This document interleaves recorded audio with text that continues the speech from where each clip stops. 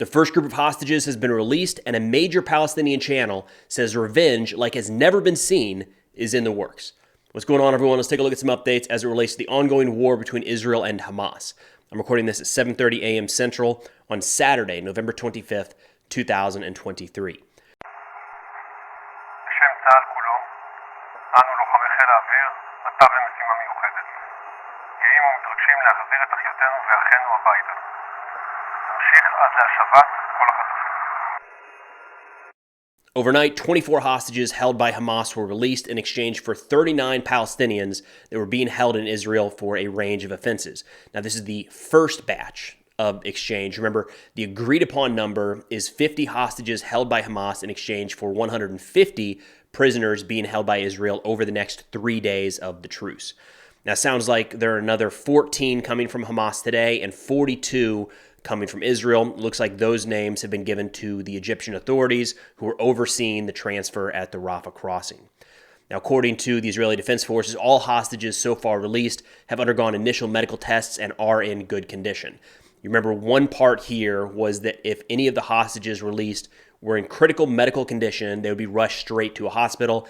Doesn't sound like that's been necessary at this point. Now, additionally, during the first day of the ceasefire, 200 trucks, aid trucks, entered Gaza with humanitarian equipment. These included 124 trucks full of food, 18 trucks full of medical supplies, 38 of water, 17 carrying shelters, tents, temporary housing, things like that. 3 trucks carrying hygiene supplies, and 8 trucks, carrying various types of gasoline or fuel. Now, the videos we have here are showing trucks transiting the Rafah crossing in Egypt, but we have started to see some videos from inside of Gaza showing the arrival of those trucks. It's not clear quite yet how far north this humanitarian aid is going to go before it's dropped off and delivered. I know Israel still has Gaza City cordoned off, and to get there, these trucks would have to pass through Israeli military checkpoints.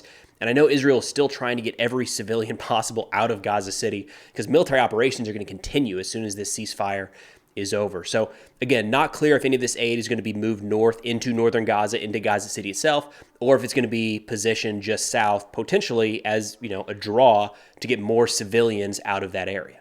Al Jazeera released some images of some of the Palestinian prisoners that had been released during this exchange. I'll read the caption from the images here. They say, quote, "Released Palestinian prisoners wave flags atop a car as they leave the Israeli military prison." And this next picture, quote, "Palestinian prisoners wearing gray jumpers that were released from the Israeli Offer military facility in exchange for captives freed by Hamas in Gaza wave flags and chant slogans as they are paraded in the occupied West Bank." Of course, you have to notice that in both of these pictures, the released prisoners are waving and draping themselves in Hamas flags. Now, in case there was any doubt that this iteration of the conflict was anywhere close to over, Gaza Now, a Palestinian-run Telegram channel with nearly 2 million subscribers, posted an ominous message yesterday that was only up for a little bit before it was subsequently deleted.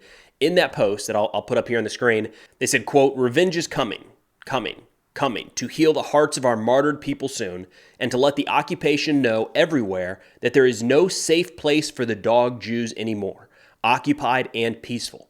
O sons of dogs, by God, we will make you taste what no one has ever tasted in the face of the entire planet."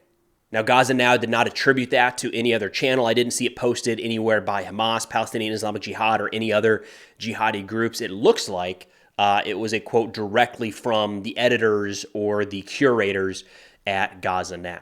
Then shifting up north to where there is not a ceasefire, even though Hezbollah said that they would like that if Israel would abide by it, Hezbollah was not a part of the ceasefire negotiations between Israel and Hamas. And over the past 24 hours, Israel says that Hezbollah launched a surface-to-air missile at an Israeli drone. Israel was able to shoot that down. The drone was not damaged. And then Israel responded by striking Hezbollah targets inside of Lebanon. Then I wanted to share this tool put together by the Washington Institute to show just the intensity of the fighting at the northern border so far. So most of the focus, understandably so, is in and around Gaza, but the back and forth, the tit for tat with Hezbollah and other groups in southern Lebanon is significant and hasn't really stopped since October 8th.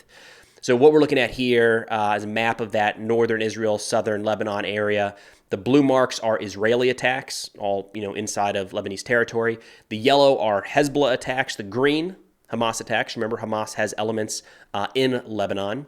The black are Palestinian Islamic Jihad, and then orange is the Al-Fajr group. It's another Sunni group kind of loosely affiliated with Hezbollah. So kind of moving through this from left to right along the border or west to east, the westernmost sector has the majority of the Hamas and Palestinian Islamic Jihad affiliated attacks, which checks out. That's generally where the group operates. When you're looking at the Hezbollah attacks in yellow, the majority are right along the border, which, Hezbollah does have the ability to strike deeper inside of Israeli territory, and they haven't really to this point. And that's one of those indicators of if this war starts to escalate and starts to turn into something more on the northern front, is Hezbollah would stop targeting those areas right on the border and start pushing further into Israeli territory. The same goes for Israel. There's some concentrations of areas that they continue to strike over and over again, whether those are kind of known ATGM launch locations, maybe rocket launch locations, something along those lines. But also Israel hasn't pushed that far into Lebanese territory. And of course, Israel certainly has the capability to strike all across the country.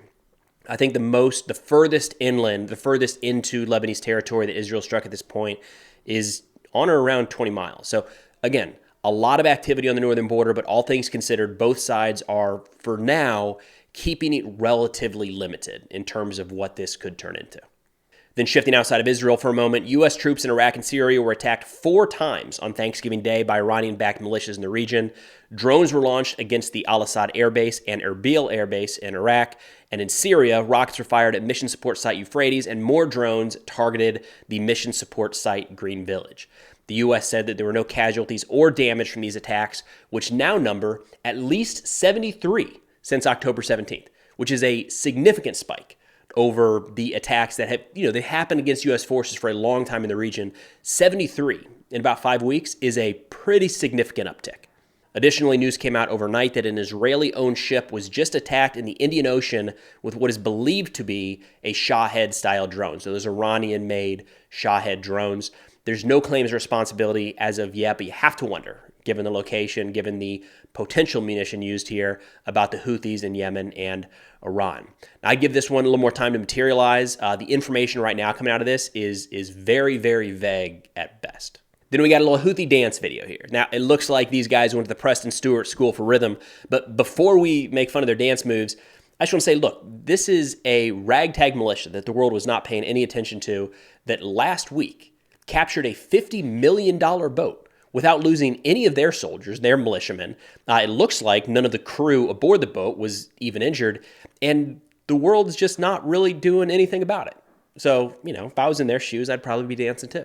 But that's all I got for now. Of course, if interested in national security subjects, be sure to check out the sit reps I put out on Substack. Link is in the description below. Substack now also has ad-free, sponsor-free videos that go live about 1 hour before they come up on YouTube. But thanks for watching. I'll see y'all next time.